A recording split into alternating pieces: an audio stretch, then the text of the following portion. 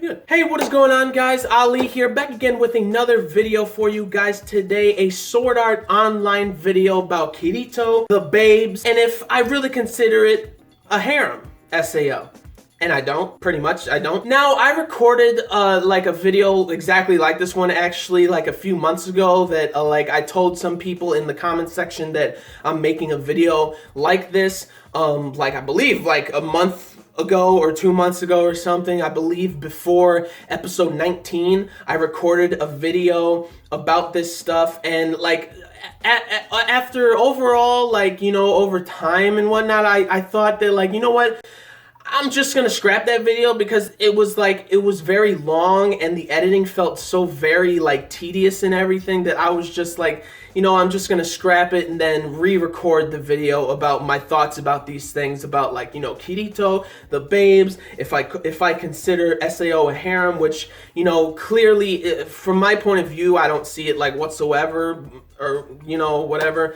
But yeah, I just decided to like re-record this video and everything on just my thoughts about just a few of the characters, or a lot of the characters and whatnot, because honestly, I love all the girls in this series, like, in general. Love them all. I love Kirito. I like a lot of like the characters and whatnot, and I just want to give my like thoughts about them, my thoughts about like the girls with Kirito and everything, and like, do I consider it a harem and whatnot, and like, I just wanted to get my overall thoughts about it. So without further ado, here we go, guys. Now, I just want to give a disclaimer right now that these are just my opinions about what I see, what I think, and everything like that. I'm not, like, these are just my opinions. A guy who is 90% anime and 10%, you know, light novels or mangas, like skimming through really quickly, like at a bookstore and whatnot, just to, like, you know, get my head in the game a lot, like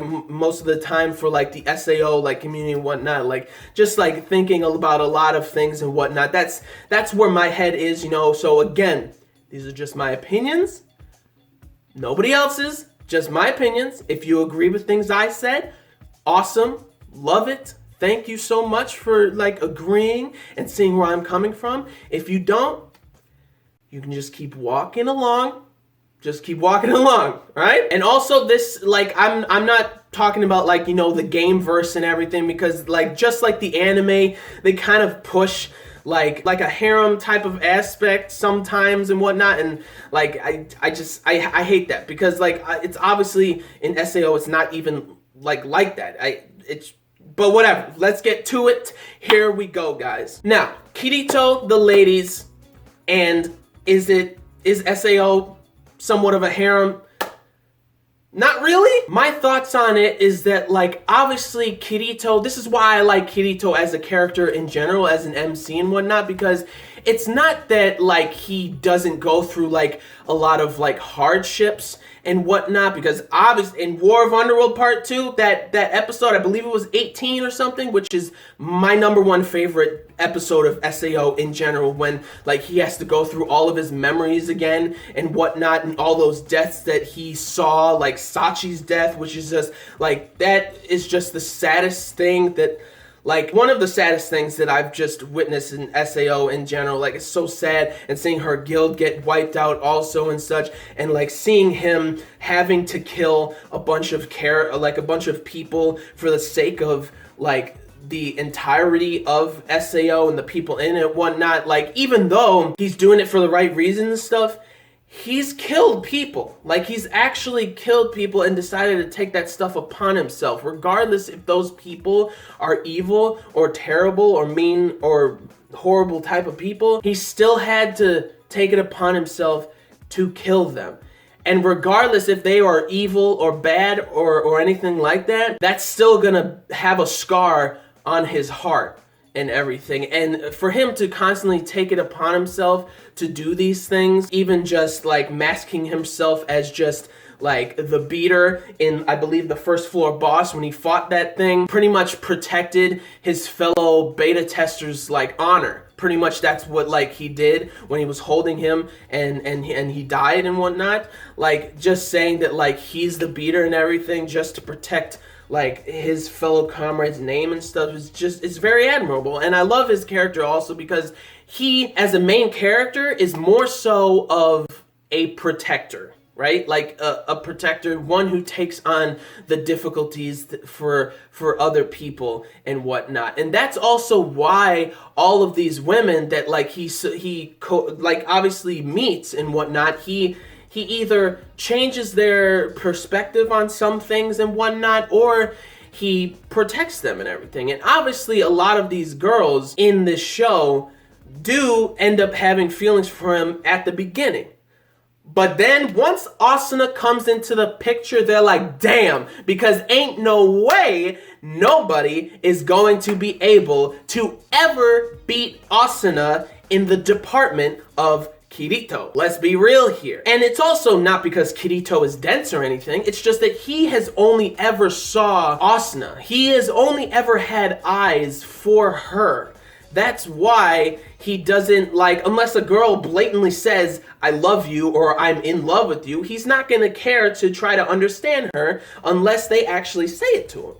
That's the thing. It's not, again, it's not that he's dense or anything. It's just that he has only ever had eyes for Asuna. Now let's get to the so-called harem aspect of the series and whatnot, right? I don't see it as a harem like at all, unless you consider it being like a harem of like all these characters, like they love the guy. Of course they love the guy because he's either protected them, helped them, defended them and whatnot, or changed their perspective on things. And that's why they ended up like at first having just feelings for him, possible romantic feelings, but then later on they just love the guy, you know? Like they just have an affectionate love for this guy who has helped so many people. So obviously I would consider it more of just like obviously best friends and whatnot, but like a fan club of like Kirito. That's what I could pretty much see it as, because I just don't see any of them being in love with him anymore. Because first of all, let's get into why I don't think it's like really a harem in the romantic sense or the in love type of sense, right? Let's start with Silica. So right when, like, you know, Kirito meets Silica and stuff and everything, she is having trouble with some things and whatnot. And like overall, her group that was like using her and everything, like pretty much used her and betrayed her and whatnot, tried to kill her and everything. Kirito protected her, and like he also found that flower that could resurrect her pet dragon and everything, right? He did so many things for this girl and everything. And at the end of the day, even what she said that like, so this is what it's like to have a big brother or an older sibling and everything. So at the end of the day, that's what she actually feels towards Kirito, that he is like more so of like a big brother and everything. So like that sense, that's not even like any romance or in love feelings towards each other or with her, with Kirito in general, because she literally states that he's like a big brother. This is what it's like to have a big brother, an older sibling and whatnot. So like right off the bat, Silica was already just like not even having those feelings like at all and whatnot. So now moving on from Silica, we have Lisbeth.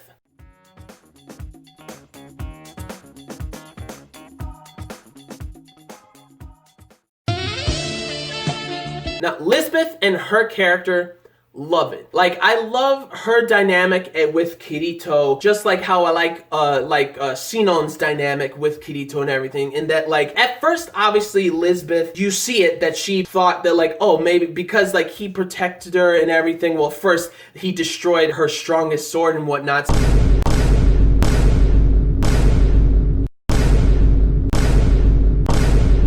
It was at this moment that he knew.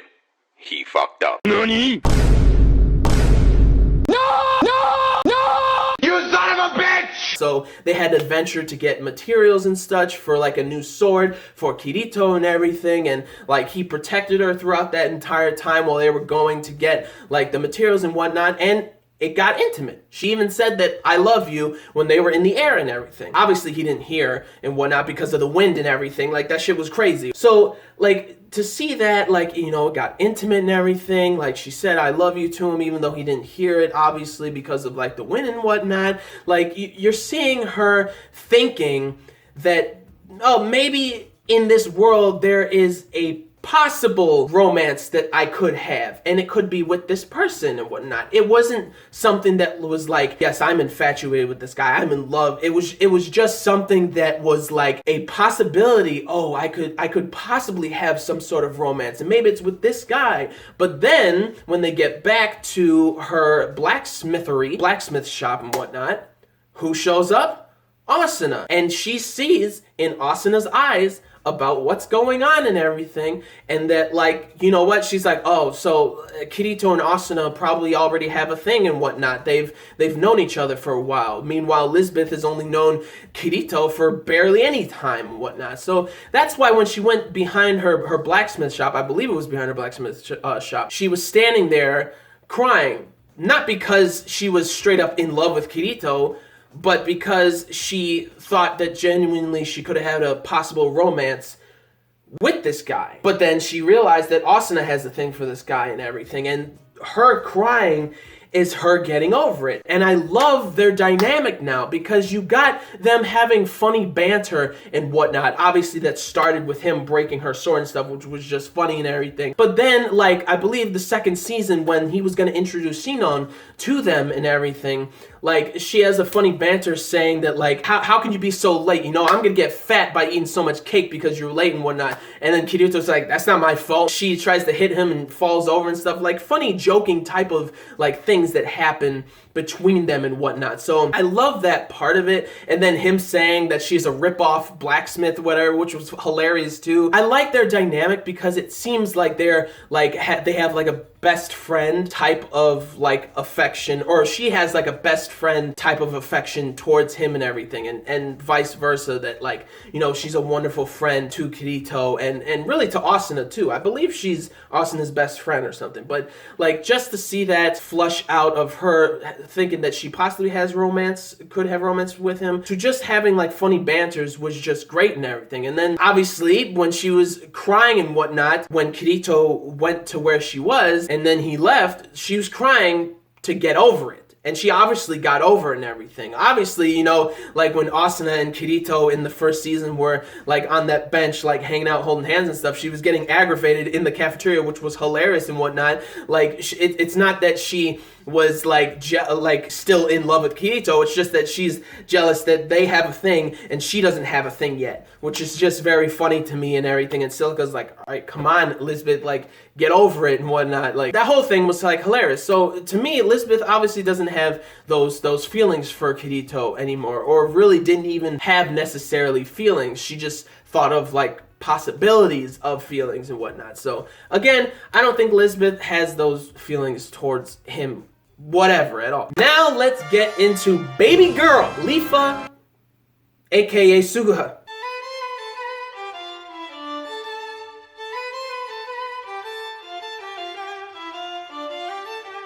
Did you guess it? Now, this girl, I don't care what anybody says. That second half of the first season, I thoroughly loved it. I loved so much of it, mainly because I love Suga's character, and I just feel so much for her because of, like, her conflicting emotions and romance, or, like, love towards her brother. Like, you clearly see that she has somewhat loving feelings, like, in love with her brother, who she actually finds out that was her cousin. Like, she's desperately wanting to get over it by, like, you know, she ends up playing this game and whatnot and meets this guy, and then this guy turns out to actually be her brother, and she feels like she's being so betrayed by her emotions and everything, and she just breaks down and whatnot, and it's just so sad and like heartbreaking and whatnot. And I just want to give Leaf or Suguha a hug and being like, you know, it's okay. You're gonna get over this. You'll be able to move forward eventually. It might not be right now, but it's gonna happen. You're gonna move on and whatnot. And like just to see her character, like, you know, at the end of the first season, that like she's trying to get closure and like saying that like I can't go with you guys, with all of you from like SAO and such. I'm so below you guys. Like I can't get to where you guys are. But then Kirito says that we're all starting back from zero. That was just a beautiful sentiment to their relationship of brother and sister, and that like I want you to be here with me from day zero, you know. And I love that. I love that relationship, and I love it. I just love it, because obviously she's getting over her feelings for her brother, like being in love and getting closure with it and everything. And she's obviously moved on and moved forward. And like she loves Asuna too. Like, of course, she would love to have Asuna as a sister. And that's obviously gonna happen. And she's pretty much she's excited for it. I mean, come on, guys. Like, it's Asuna. Let's be real here. So obviously Leafa, she obviously doesn't, like, obviously she was the one who really was genuinely in love with Kirito or Kazuto and whatnot. But, you know, she was moving forward, and she's starting anew with Kirito and the whole Ancred castle and whatnot from that first season. And you see it, and like, you know, she's getting over it. She got over it, and she's one of my favorite characters. I love her. So now you got all three of them. You got Silica, you got Lisbeth, you got Leva, aka Suguha, and everything. And now let's move on to Sinon.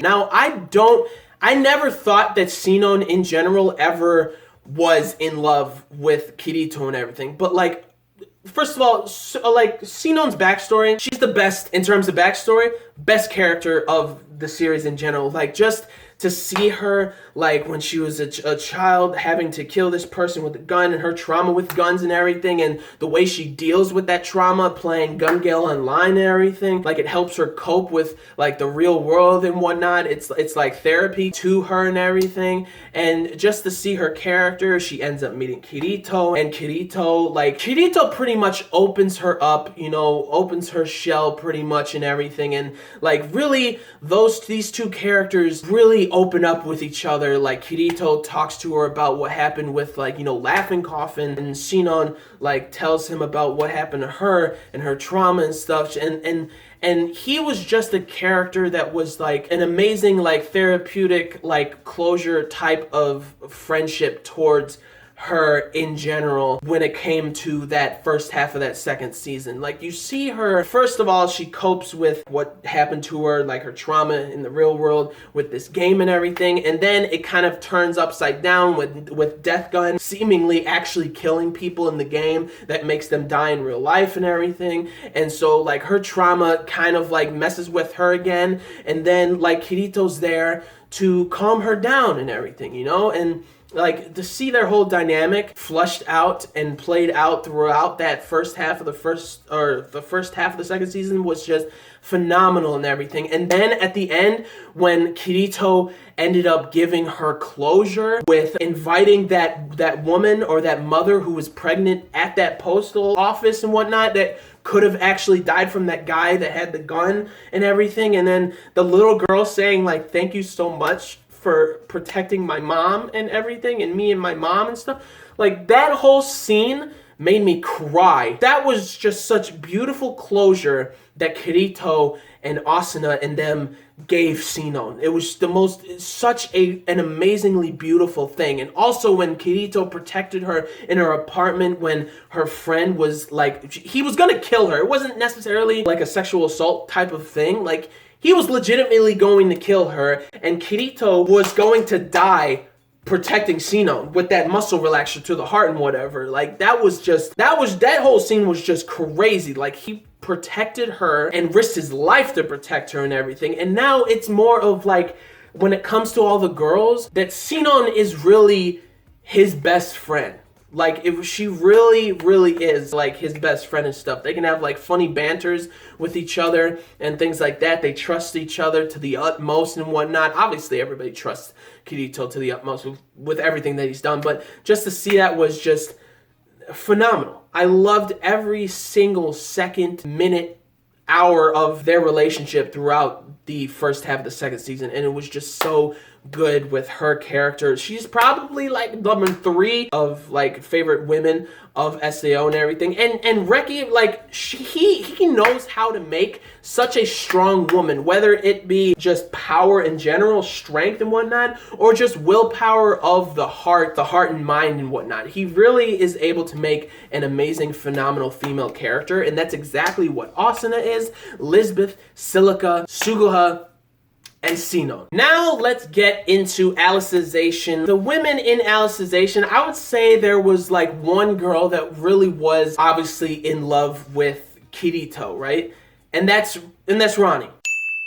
Aww. Like Rani and TS even said that like, how could we say that we love them or we're in love with them from like what happened with like Yujiro and Kirito and whatnot. You see that Rani was in love with Kirito and everything, but obviously you can tell from the ending of the series that like Rani and TS's descendants in those spaceships, which was just crazy. She obviously got over it because that girl is literally Rani's descendant, which means that she obviously got over her feelings for Kirito because she knows that she could never be with him or end up with him. Because again, when people see Asuna, you can't beat that. Like, you really can't. And the amount of trust, the amount of confidence and trust that Asuna has when there's so many girls around Kirito is just phenomenal. It's amazing. Like, she is one of, if not the best anime girlfriend, period. Like, she's just phenomenal and fantastic and amazing and everything. So, like, obviously to see Rani was in love, but then she got over it. See, the thing is, people saying a harem, like, in a romantic sense to me in this series doesn't make sense to me, because obviously some of them have an inkling of, like, a possible crush and whatnot, but then at the end of the day, they get over it. They completely get over it and whatnot. And, like, if you want to consider it to be, like, a harem, again, it's more of, like, a, we love this guy in, like, affection, like camaraderie type of like family, you know, fan club type of harem. Like, that's what it would be like considered. Because if you want to call it a harem, you better put Klein and Agil in there too, and a bunch of other dudes in there also. But you know, whatever. And now we get to Alice.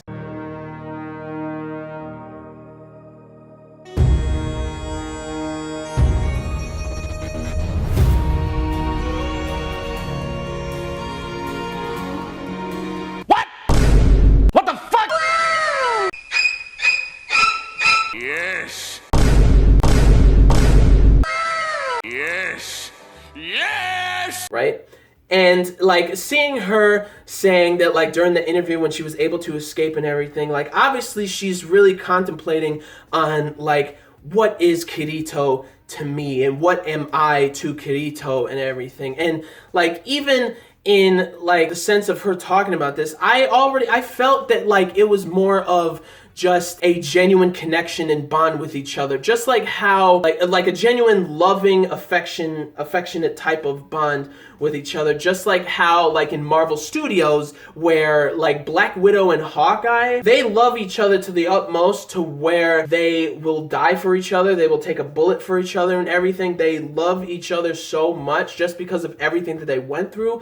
And that type of relationship, I see that with Alice and with Kirito because of just their connection to themselves, but not only themselves, but like just the underworld in general and everything. And like to really see that when Kirito was holding on to her, saying that like, you are our hope, and she's freaking out like, what am I to you? And he's like, you are our hope, Yujiro, Berkuli, and Funatio, like everybody, you are our hope for the future. I don't know what the future looks like, but you are the hope for it and everything. And like just that sentiment and just that last episode was just a beautiful thing, you know, when they clashed swords, which was funny and everything, and she kind of won because of her steel headbutt and everything. And just to hear her also say during the interview that like there is a real worlder that I love, and me not being able to see them makes my chest want to just burst and everything. And like it feels like when she said that, it feels like it wasn't like in love. It was more than that. It was just like their connection with each other through the connection of the underworld and everything, and that like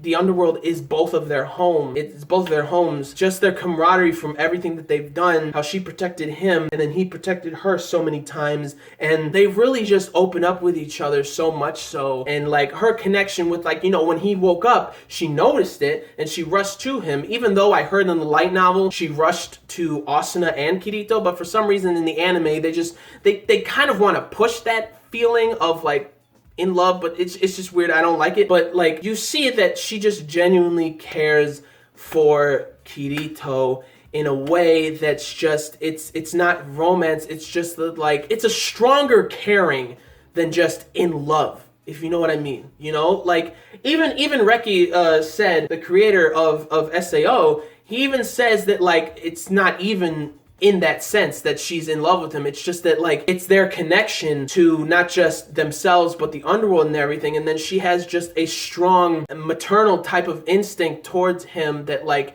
she just loves him so much and she just wants to be around him. And obviously because like her ending up at his house and everything, you know, the only people that she knows in the real world that are actually closest to her, it's Kirito. That's all it is. Like in the real world, it's just Kirito. And then now in the underworld, since 200 years have passed, it's pretty much just Selka in the underworld. So it's barely anybody she knows in both worlds. Like she feels lost in both worlds. Like you get what I'm saying? So her affection towards Kirito is so strong because he's pretty much the only person that is close to her and is so connected to her in that sense and everything. It's just a beautiful thing to watch. And obviously it's not even romance. It's not even in love. It's more than that. It's a stronger type of caring and affection and love that has nothing to do with being in love and everything. And obviously, you know, when it comes to stories in general, there's a massive difference between a romantic like feelings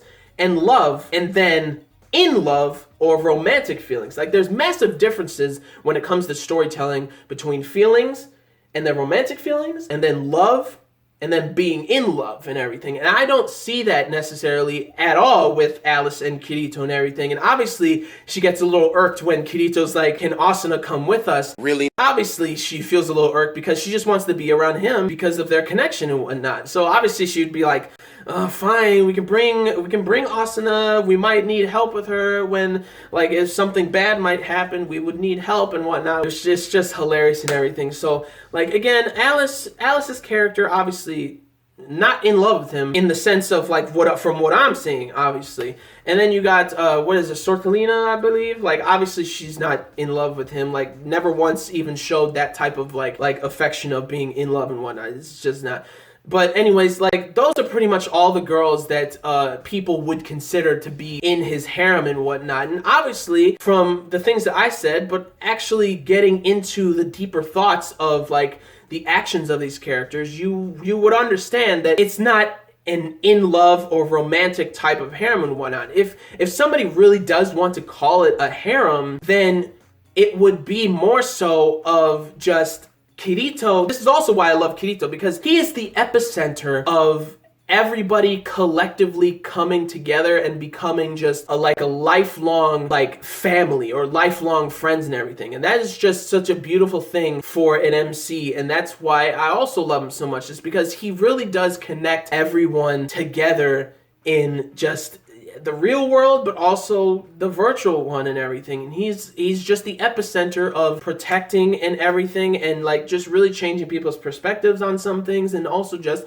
again, being the epicenter of collectively bringing people together. And that's why I love his characters so much and everything. And that's also why I'm bummed out when people just talk shit about his character and whatnot. It's like his characters, the main point of his character as an MC is collectively bringing people together, so many people together, even though he's like extremely strong and everything, and you see like his emotions and whatnot, like why he does things the way he does and things like that. But it's more so of him just collectively bringing people together, and that's what I love so much about him and his character and everything. But again, what did you guys think about what I said in this video and everything? If you agreed with the things that I said, again, if you want to consider it a harem, it's more so of a harem of just like a camaraderie, like more than just in love, and it's just a caring, loving affection towards this guy who has either protected them, defended them and everything, fought alongside them, or just changed their perspective on a lot of things. That's what